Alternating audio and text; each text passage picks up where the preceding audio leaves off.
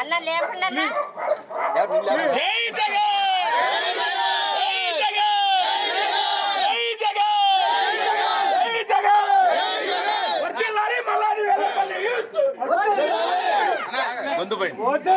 విజయవాడ ప్రవేశ నాయకత్వం విజయవాడ ప్రవేశ నాయకత్వం మల్లాది జయశేఖర్ వెల్లంపల్లి క్యాంపెయిన్ చేశారమ్మా తీసుకెళ్ళమ్మా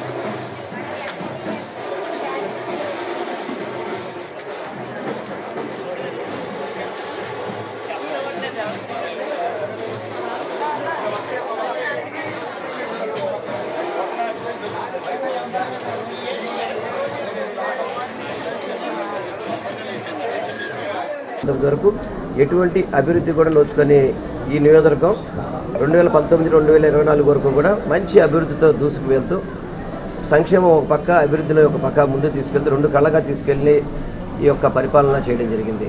ఈరోజు ఏ ఇంటికి వెళ్ళినా కానీ మా సోదరిమణి మల్లేశ్వరి గారు కావచ్చు, నా బలరాం కావచ్చు, అందరూ కూడా చక్కగా కుటుంబ సభ్యుల్లాగా మెలుగుతూ ప్రతి ఒక్కళ్ళ ఇంట్లో కూడా తెలిసిన వ్యక్తులు అందరూ కూడా వాళ్ళందరూ కూడా చాలా స్వతంత్రంగా జగనన్న మాకు మంచి చేస్తారు, 100 రూపాయలు ఇక్కడ మంచి మెజార్టీ ఇస్తాం, మీరు ఎవరు మా ఇంటికి రావాల్సిన లేదు, మేము అన్ని విధాలు కూడా మీకు సపోర్ట్ చేస్తాం, మిమ్మల్ని గెలిపించుకుంటాం, మా బాధ్యత అని చెప్పుకునే విధంగా ఈరోజు వీళ్ళందరూ మాట్లాడటం చాలా సంతోషంగా ఉంది. ఏదేమైనా ఈరోజు మల్లాది గారు నాయకత్వంలో మేము అందరూ కూడా సెంట్రల్ నియోజకవర్గంలో ఎన్నికల బరిలో దిగడం జరిగింది. తప్పకుండా 120 రూపాయలు 25,000 మెజార్టీ ఏదైతే అనుకున్నామో 5 మెజార్టీతో గెలుస్తామని కూడా మీ అందరికీ కూడా తెలియపరచుకుంటాం. ఎందుకంటే ఈ రాష్ట్రంలో సింగిల్గా పోటీ చేసే పార్టీ వైఎస్ఆర్ పార్టీ మాత్రమే. మిగతా పార్టీలన్నీ కూడా ఎవరితో పొత్తు ఉంటుంది అనేది ఎవరికి తెలియదు. భారతీయ జనతా పార్టీ ఏమో జనసేన మాతో పొత్తు అంటది, జనసేన మాతో టీడీపీ పొత్తు అంటది, కాంగ్రెస్ ఏమో మాకు టీడీపీ పొత్తు అంటారు, కమ్యూనిస్ట్ పార్టీలు ఏమో మాకు జనసేనకి టీడీపీ పొత్తు అంటారు. ఈ పొత్తులతో వాళ్ళు సరిపోతుంది తప్ప ప్రజలతో పొత్తు పెట్టుకున్న పార్టీ వైఎస్ఆర్సీపీ పార్టీ, ప్రజలకి తోడుగా ఉన్న పార్టీ వైఎస్ఆర్సీపీ పార్టీ. తప్పకుండా జగనన్న నాయకత్వంలో 175 నియోజకవర్గాల్లో అత్యధిక మెజార్టీతో గెలుస్తామని, దాంట్లో ముఖ్యంగా విజయవాడ సెంట్రల్ నియోజకవర్గం మంచి మెజార్టీతో గెలిచి జగన్మోహన్ రెడ్డి గారు గిఫ్ట్ ఇవ్వడానికి సెంట్రల్ నియోజకవర్గం ప్రజలు సిద్ధంగా ఉన్నారు, మా పార్టీ నాయకులు కార్యకర్తలందరూ కూడా సిద్ధంగా ఉన్నారు.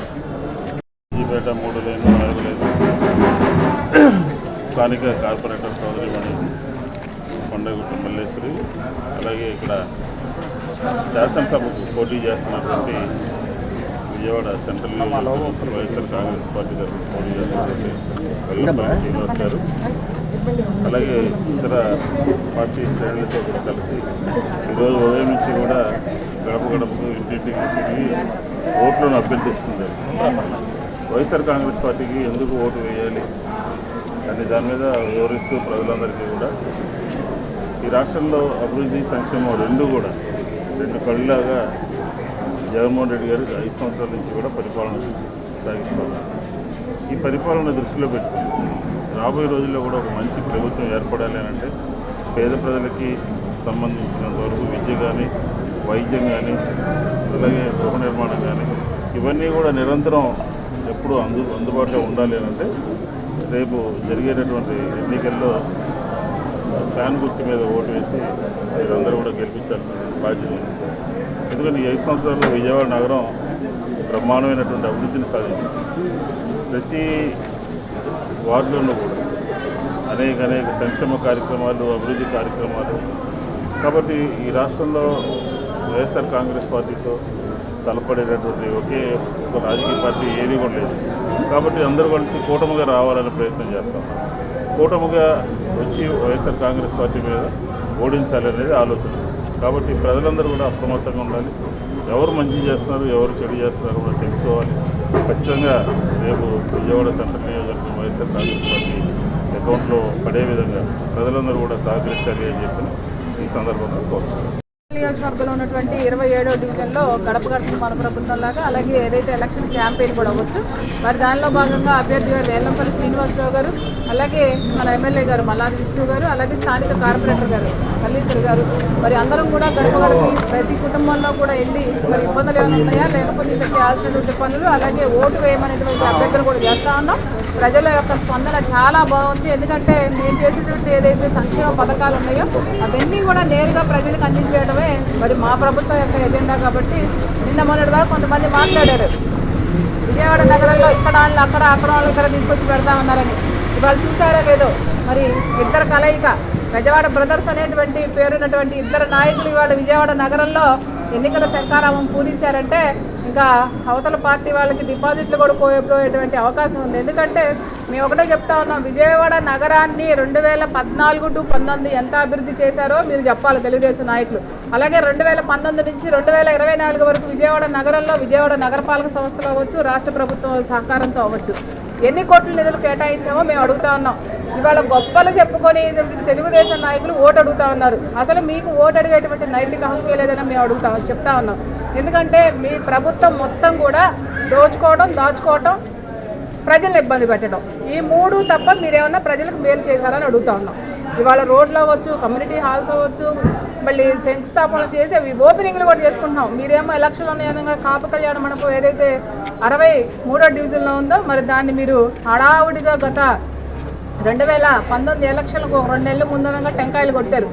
ఏం చేశారు మీరు అంటే కాపులకు మీరు ఇదేనా ఇచ్చేటువంటి గౌరవం? ఈరోజు 63వ డివిజన్లో కాపు కమ్యూనిటీ హాల్ ఓపెన్ చేసుకోవడం కూడా అతి తొందరలోనే జరుగుతూ ఉంది. ఎందుకంటే ఇచ్చిన మాట కట్టుబడేటువంటి ప్రభుత్వం ఏదైనా ఉంది అంటే అది జగన్మోహన్ రెడ్డి గారి ప్రభుత్వం. కులాలను మీరు చిచ్చుపెట్టాలని మీరు చూస్తూ ఉన్నారు. ప్రతి ఒక్క కులానికి కూడా న్యాయం చేయాలనేటువంటి సంకల్పంతో జగన్మోహన్ రెడ్డి గారు ముందుకెళ్తారు. కాబట్టి ప్రజలందరికీ కూడా న్యాయం జరిగింది మా ప్రభుత్వంలో. ప్రజలందరూ కూడా వైఎస్ఆర్ కాంగ్రెస్ పార్టీ పక్షాన ఉన్నారని తెలియజేస్తాం.